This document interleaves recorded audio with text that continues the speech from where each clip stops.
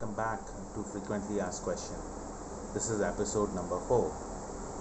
हम लोग डिस्कस कर रहे हैं about the new standardization norms for health insurance industry which is going to be implemented from 1st October 2020. आज का जो हमारा टॉपिक है it is permanent exclusion. क्या होता है permanent exclusion? अभी तक IRDA के नॉर्म्स के हिसाब से अभी तक मतलब जो अभी हम लोग करेंटली बात कर रहे हैं तब तक ये कुछ अगर बीमारी है किसी को तो कंपनी जनरली क्या करती थी कि either they will accept policy और रिजेक्ट पॉलिसी। अगर उनको कोई रिस्क ऐसी लगती थी जो उनको एक्सेप्ट नहीं करनी है तो they use to reject the proposal, क्योंकि परमानेंट एक्सक्लूजन कोई एक बीमारी को डाल के पॉलिसी इशू नहीं की जाती थी।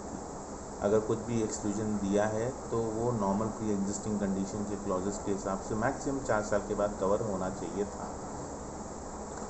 तो अब एक IRDA ने लिस्ट दी है विच इज़ ऑफ 16 डिजीज़, जिसको आप कमेंट सेक्शन में डिटेल में बायो में इसके प्रोडक्ट वीडियो के बायो में देख सकते हैं। मेडिकली अगर आपको उसको अंडरस्टैंड करना है तो please contact your adviser, but अगर आपको खाली पढ़ना है तो it is there in the section. तो ये जो 16 बीमारियां हैं इसमें से अगर किसी की मेडिकल हिस्ट्री है पुरानी तो अब ऐसे लोग जिनको पहले पॉलिसी नहीं मिलती थी, मैं खाली एक नाम ले रहा हूँ, अल्जाइमर, पार्किंसन जैसे होता था किसी को, तो उसको पॉलिसी इशू नहीं होती थी।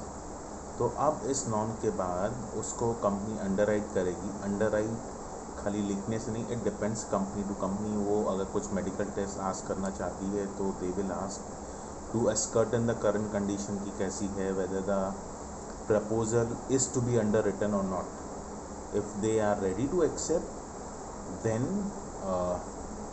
दे will put that as a permanent exclusion. उसका मतलब ये हुआ कि अगर किसी को पार्किंसन है उसको पॉलिसी अंडरराइट करने के बाद कंपनी ने बोला okay we can give you the policy, उस केस में पॉलिसी इशू की जाएगी और पार्किंसन रिलेटेड जो भी चीज़ें हैं, पार्किंसन अल्जाइमर रिलेटेड जो भी चीज़ें हैं, बेसिकली न्यूरोलॉजिकल जो चीज़ें हैं उसको परमानेंटली एक्सक्लूड करके वो पॉलिसी इशू की जाएगी। एंड व्हेन आई से परमानेंटली एक्सक्लूड दैट मीन्स कि पार्किंसन या जो भी बीमारी को परमानेंटली एक्सक्लूड किया गया है वो life long off the product कभी भी कवर नहीं होगी।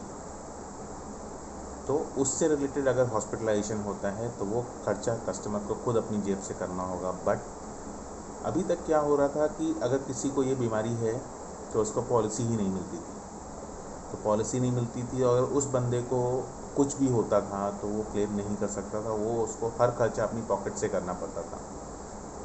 नए नॉर्म्स आ जाने के बाद उसको परमानेंटली एक बीमारी एक्सक्लूड कर दी गई और उसके बाद फिर उसको बाकी सब चीज़ें कवरेज मिल जाती थी। तो वो सबसे बड़ा एक इस नॉर्म्स का बहुत बड़ा प्लस है कि जो लोग अभी तक because of one history they were not able to get the policy, अब वो उनको पॉलिसी मिल जाएगी और बाकी सब चीज़ें उनकी कवर भी हो जाएंगी एज़ पर नॉर्मल नॉर्म्स।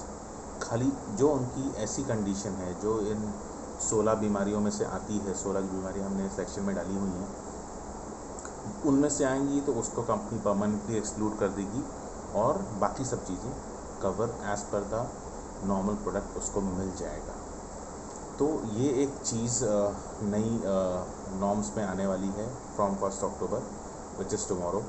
तो आप वो अगर किसी के पास ऐसा कोई मतलब किसी रिलेटिव या किसी का ऐसी हिस्ट्री है जो इनको अभी तक पॉलिसी नहीं मिल पाई है तो please contact your adviser and they will be happily helping you on this.